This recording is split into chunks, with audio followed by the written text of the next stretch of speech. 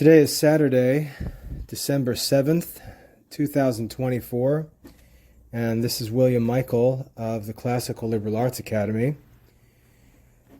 Earlier today, I posted a talk on modern mathematics, which I think is going to be a pretty significant talk as things shake out. And as I begin to get feedback on that talk and think about the kinds of objections that might be raised, I think an important difference becomes clear between the way that I think about education and business and family life, really any subject, and the way many people speak about things who argue against me. And I'd like to talk about this concept because I think it's significant. It's significant to understand for anyone who studies with me or listens to the talks I post.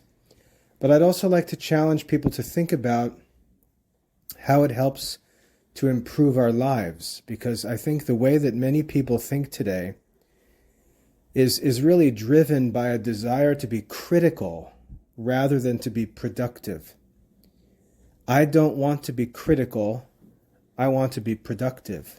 I want to actually be successful and happy. I don't want to simply find what's wrong with something that someone says. I want the positive system to actually benefit from. Now, the difference between the way that I think about education, let's just stick with education because that's my specialty. What's different between the way that I think about education and the way that my critics speak about education is that I look at it like planning a diet for someone. We can argue and debate all sorts of details of the diet. We can talk about nutrients and vitamins, and we can talk about how much water you should have, and all of these different details of the diet, and there can be all different theories and ideas and arguments. You need this, don't do this, take this much of this much of that. We can get into these endless discussions about the details. But if we look at most people's lives, if we look at what most people are really dealing with, what we see is they don't have a basic diet figured out. We take it for granted that they've got a basic diet. We take it for granted that they've got daily meals established.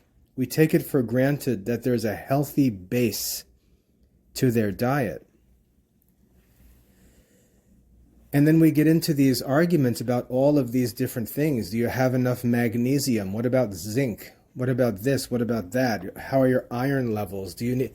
We talk about all of these details when we haven't asked simple questions like, do you have bread?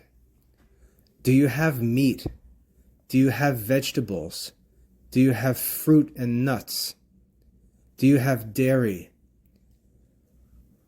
The answer to many of these questions in modern society would be actually no. I actually don't have a meal schedule. And yet we're arguing about vitamins and minerals. We're arguing about how things should be prepared or what chemicals might be in food without even asking, is there a healthy base diet? And I like to think of that because it illustrates what's wrong with many of the discussions we end up having. We talk as if we all share a common healthy foundation, and we're just debating details as we seek some kind of perfection. And that's really not true. What's really true in our generation is that the whole foundation is destroyed, and we don't have a foundation. In modern schools, for all the talk, we don't have a core curriculum. If you were to actually ask a school principal, a school headmaster, your children's teachers if they go to school, if you were to really ask questions about the school's core curriculum, the school's curriculum map, the school's goals and objectives and how they map to the curriculum, you would find that most schools can't answer those questions. You would find that many of the schools are talking about things like extracurricular activities or different electives or specialized subjects. And if we really get down to the core issues, we would find that the core curriculum really doesn't exist. It's not firmly established and clear. And this is the real cause of the disease that is infecting the students. But it's never the topic of conversation. It's never the focus of our attention. It doesn't have the primacy of place in the school budget and so on. It's like a person who lives on junk food or a person who tries to live on vitamins that doesn't actually have a healthy base diet. Now, to continue this illustration, I'd like to ask you to think about, in Christian history, think about the rule of St. Benedict. I don't know if you've ever read the rule of St. Benedict, but when I did, I was probably in my very early 20s, 21 years old or so. No, that's not right. It would have been around 25 when I first read the rule of St. Benedict. And I remember looking at the chapter in which he talks about what we should eat, on what the monks should eat. And when I say we should eat, it's because I don't think there's a difference between us as Christians in the world and monks. After all, we're seeking the same end. So when St. Benedict is asked the question, what should we eat? What should Christians eat? His answer to the question is shockingly boring. He says, let every monk have such and such a quantity of bread every day. That's the beginning of his message on what we should eat. Let every monk have whatever it is, 2 pounds.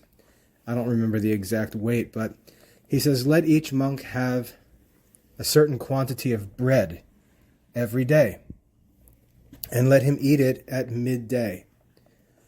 So we have a time for eating established, and we've got what should actually be eaten. 1 pound or 2 of bread. And then he goes on and he says, and in addition to this, let there be a dish of food provided according to the season, that is based on what's available in the garden. And in fact, let there be 2 dishes available in case anyone has any problems eating what's in the first dish. Another dish will be provided for the week. And that's it. That's the diet.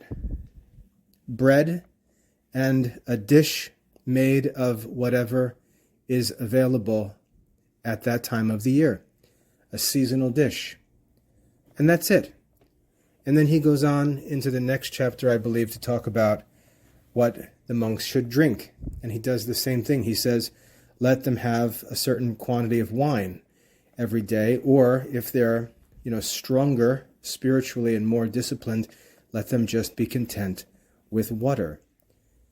And we have the end of the dietary rule of the rule of St. Benedict. And what I think is so significant about that is we see how the mind of a wise and holy man thinks about a subject. He focuses on the core. He focuses on the base. He doesn't focus on the fringes. He doesn't focus on all of these minutiae of details and just take the existence of a base for granted. Because, as I said, if I were to ask 20 people, what do you think we should eat every day? The answers would be total chaos. No one would look into my eyes and say, I think that what we should eat every day is a foundation of bread, just a pound or two of bread, a healthy bread every day, and a dish of food taken from the garden or from the farm, which is made up of whatever happens to be in season. No one would answer with such a perfect and simple answer. And so we're left in this modern society, anytime we ask a question, we're left with discussions and articles and videos about all sorts of corollary issues, all sorts of details, all sorts of minute topics, and the base is left undiscussed. No one talks about the bread and the vegetables. And we do the same thing when it comes to education. If we were to ask, what should the children learn, we would find the same sort of chaotic answers about education. When we go back into history, just as we found with the rule of St. Benedict, if we go back to, let's say, the Ratio Studiorum of the Jesuits in the 1500s, we find the same kind of an answer. We find this simplicity, but this wisdom to say, well, first of all, what is the goal of education? And according to the Jesuits, the goal of their schools was to lead their students to love God. That was the goal, to lead them to the love of God. It was very simple, very straightforward, but also very specific. It didn't take that goal for granted. If I were to walk up to Christians today and say, what do you think that we should teach our children, our Christian children? I can almost guarantee you that most Christian parents would begin talking about subjects like grammar and math or computer programming, natural sciences, and so on. Christian parents will take an education that leads children to God for granted as if it already exists, when in fact it doesn't exist. And if I were to press further, if I were to press the Jesuits and say, well, when you say you desire to lead children to the love of God, how would you actually do that? And they would very easily begin and explain that the way that we would do that is, first of all, by leading them to a knowledge of sacred scripture and the systematic teaching of the church, to their daily prayers, and so on. We would lead them to study and practice the Christian life. This is the goal of our education.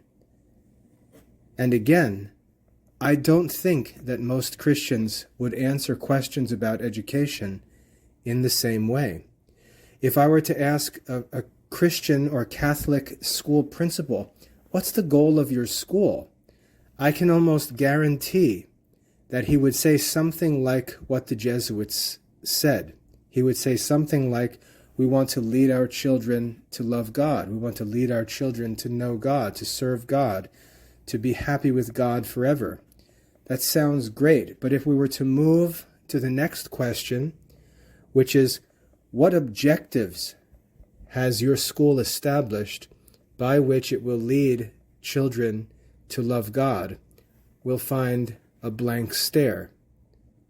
Once we start to try to move from that nice-sounding school conference talk down to the practical substance of education, we'll find confusion, or we'll find an immediate movement from that religious goal that's stated to all kinds of minutiae of curriculum details and different subjects and so on. We'll very rarely hear a Christian person say, the first and most important thing that we want our children to study is the sacred scripture. We want our children to know the sacred scriptures. We want our children to know the catechism of the Catholic Church. We want our children to learn how to pray as a Christian every day. We want our children to learn the moral philosophy of the Catholic faith. We will very rarely hear Christians move from vague, cloudy religious talk to actual educational objectives that serve that religious talk. We take it for granted. We act as if this is already established. We act as if the kids already have this, as if they already have excellent religious formation, as if they already are learning divine revelation, as if they already are learning the teaching of the church, and they're not. But this is what we do. And then what we end up doing is arguing about all kinds of little pet issues that are really irrelevant, like which math curriculum are you going to use? Which English grammar textbook series do you like the best?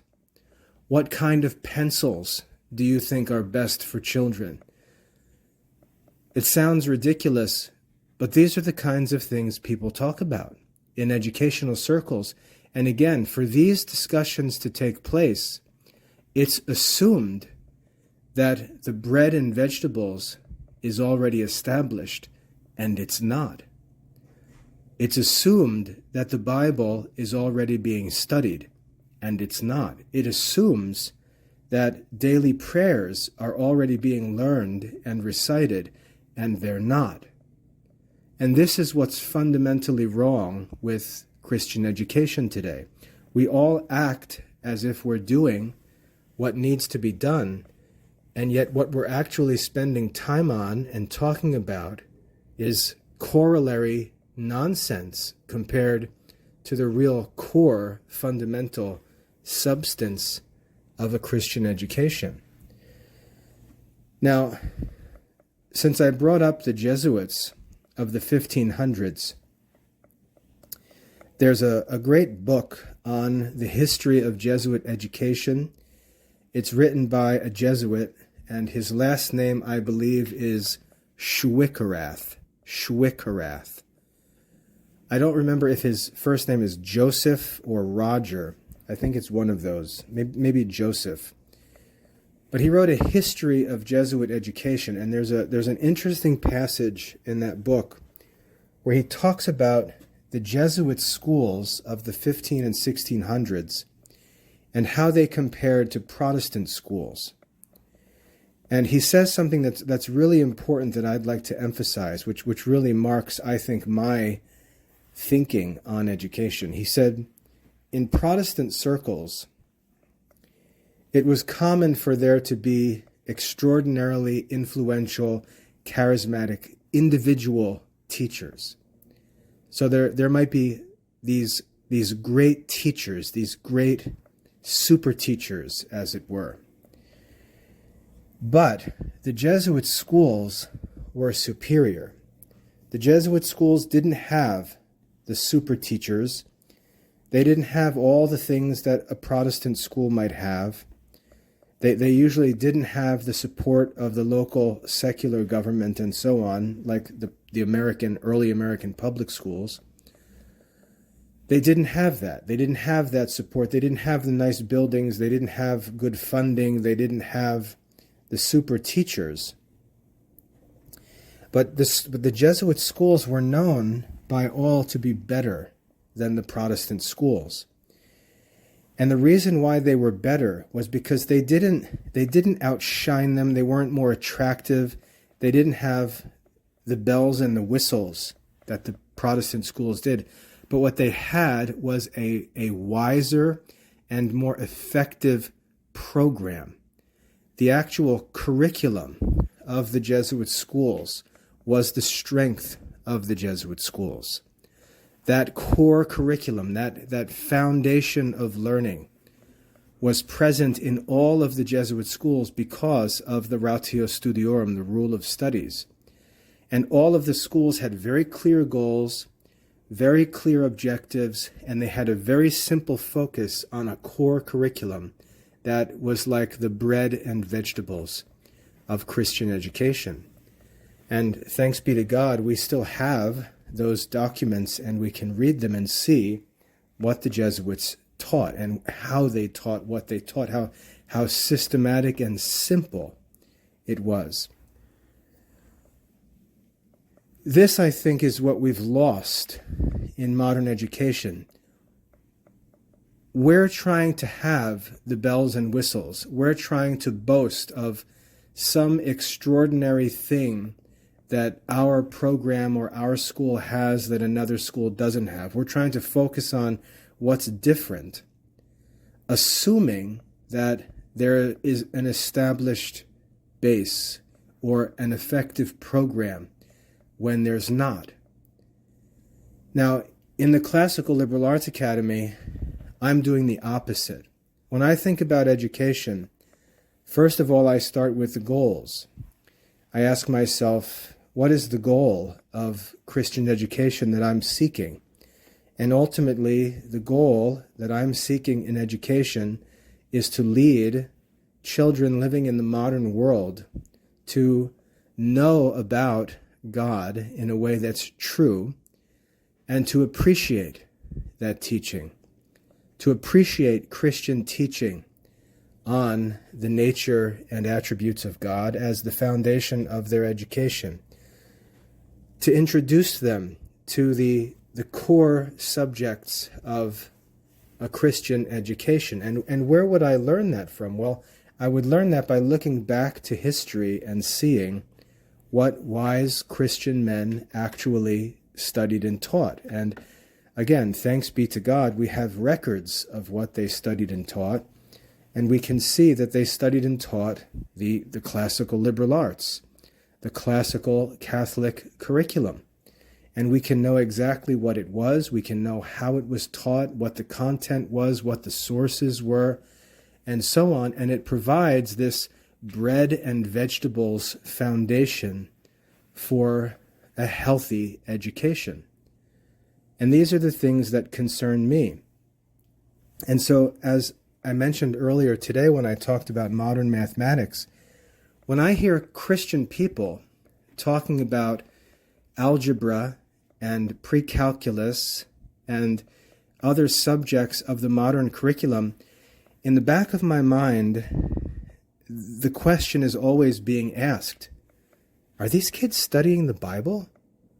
Are these kids studying the Catechism of the Catholic Church? Do they actually know the content of divine revelation? Are they actually learning about God? Can we really take for granted that Christian kids are learning divine revelation, that they're learning the prayers of the Christian life, that they're learning the systematic teaching of the Christian faith? When we talk about these topics like which homeschool math program are you going to use? Which science textbook are you going to use for your son's 10th grade science class? I hear Christians talking about these topics, but what I don't hear Christians talking about is whether their children are learning the Bible, whether they're learning the Catechism, whether they're learning how to pray the Liturgy of the Hours, whether they're learning how to pray the Rosary, and so on, whether they're learning Christian moral philosophy. I don't hear discussions about these things, which are the bread and vegetables of Christian education.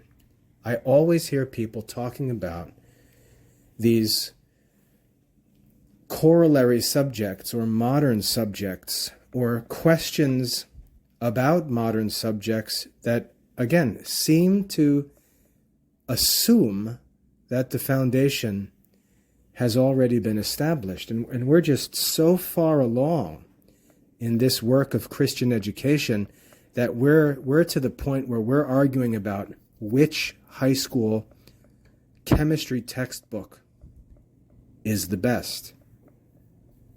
And I just don't think it's true. I don't think that this is where our head should be. I don't think we have the foundation in place. I don't think our kids are learning divine revelation. I don't think our kids are learning to pray. I don't think they're learning the catechism. I don't think they're learning these things as the foundation of their education. I don't think they're learning moral philosophy. And I think we're lost in the details. I think we're lost in things that we are comfortable talking about because we had a modern education, and we're not really doing the work to research, restore, and teach our children the classical Catholic curriculum. So we're not imitating the Jesuit schools in that we don't have a better program. We don't have a more stable foundation.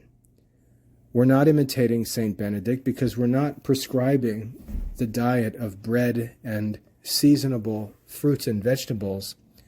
We're talking about what kind of toppings we're going to get for the bread, only to find that when we finally get to the table, there is no bread.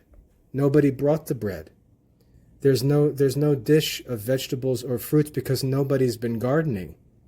We've been spending all of our time at the grocery store arguing about which toppings or which dressing we're going to bring home and put on the table. And nobody actually provided the bread or the vegetables. And this is what's wrong in modern education. So when we talk about modern mathematics, I know that some people are going to get upset when I say, I don't think that our kids should be studying modern mathematics as they are. The arguments that are going to be presented to me, all of them, are going to be made assuming that the foundation is in place. And that's what I would like to call bluff against.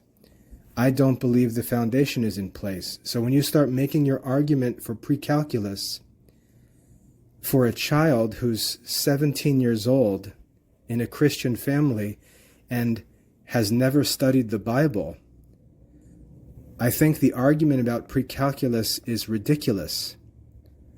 If you're going to argue that a child needs calculus, but then by what you actually do in his education suggest that he doesn't need to study the catechism, I'm going to argue that your calculus argument is ridiculous because we're talking about Christian education. And this is the real problem that I have talking about education with people. We talk as if the foundation is in place. We talk as if the concrete has already been poured and the building has already been built, and now we're dealing with interior decorating, talking about which windows we'd like to get or what color carpeting and paint we'd like to get. And the truth is, no one has provided for the concrete for the foundation, and the iron beams haven't been installed. We're arguing about carpeting and paint. And there's no foundation, there's no infrastructure, there's no actual system of Christian learning in place. And we do this generation after generation, acting as if we've already dealt with the core curriculum, and we haven't. We haven't. So when I criticize modern mathematics, I'm not criticizing modern mathematics on a blank canvas, as it were. I'm criticizing modern mathematics and the time devoted to modern mathematics in the context of Christian education, where most students are not learning the Bible or the catechism or learning to pray and so on.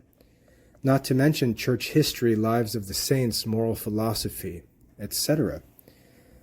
So when you make the case for modern mathematics, are you also, or I should say, are you doing so having already provided for their formal Christian studies? Are you pursuing the same degree of mastery in religion that you are in pre-calculus? And if you're not, then I think you have to agree with me that we've lost our way, that we've just lost touch with reality, and we've gotten caught up in these curriculum issues and these personal, pet subjects that we're interested in, and we've really missed the whole point of Christian education. And this is my primary concern. I like to use the illustration when I talk to parents in consultation meetings, because these are the kinds of questions that I'm always asked. I'm always asked about which courses should the kids take and what should the schedule look like and so on. And I say it's really very simple. Think of it like this. And forgive me if you've heard this illustration before, because I use it all the time, because it's very simple. What I say is, our daily schedule, our education, our time and energy for study is like a box. And we've got all of these things that are laying around on the floor, and we've got to put some of these things in the box to carry them, and obviously not everything is going to fit in the box. Only a few things are going to fit in the box. So the question is not, can we study this? Can we study this? Can we put this in the box? Can we put this? We could put anything we want in the box. But that's ultimately not going to be the question. The ultimate question is going to be, what are you leaving out of the box? What are you leaving out of the box? And so the question that we really have to ask is, knowing that I have to leave some things out of the box, what things should I leave out of the box? That's really the question with education, with scheduling, with the curriculum, and so on. It's not a question of, is it okay for Christians to do this? Is it okay for children to study this? Is it okay? There's only so much time. There's only so much energy. There's only so much money. And so that's actually not the right question. The right question is not, is it okay to study this? Can we study this? Should we study this? The more important question is, can we afford not to study this? Can we afford to omit this? Can we avoid this? And if we have to choose something to avoid, we have to choose something that we're not going to know. We have to choose something that we're not going to put into the schedule or into the box. How can that thing which we leave out of the box be the Bible, or the Catechism, or moral philosophy, or the lives of the saints, or Catholic prayer, and so on? You see, so what happens is, when we get into these educational discussions, we've got to realize that as Christians, we start out with a box that needs to already be half to 3/4 full of necessary subjects for Christian education. And these do not begin with issues like foreign language and math and science. These begin with subjects like divine revelation, church tradition, prayer, moral philosophy, and so on. And they take up a good portion of the box that we have, of the space and time that's available. And we're really only left with a little bit of space. And it's only when we're talking about that little space that's left that we can actually have reasonable discussions about what math we should study, or what science we should study, whether we should study natural philosophy or modern science, whether we should study classical geometry or modern trigonometry. We have to make sure that if we get into these discussions, we already have the foundation established. Because I would argue in most circles, in most homeschools, in most private schools, we don't have those questions answered. And that's what we really need to turn our attention to, and stop pretending that all of these ridiculous disputes about education are reasonable while our kids don't learn the Catholic Bible, the Catholic Catechism, Catholic prayer, Catholic moral teaching, and so on.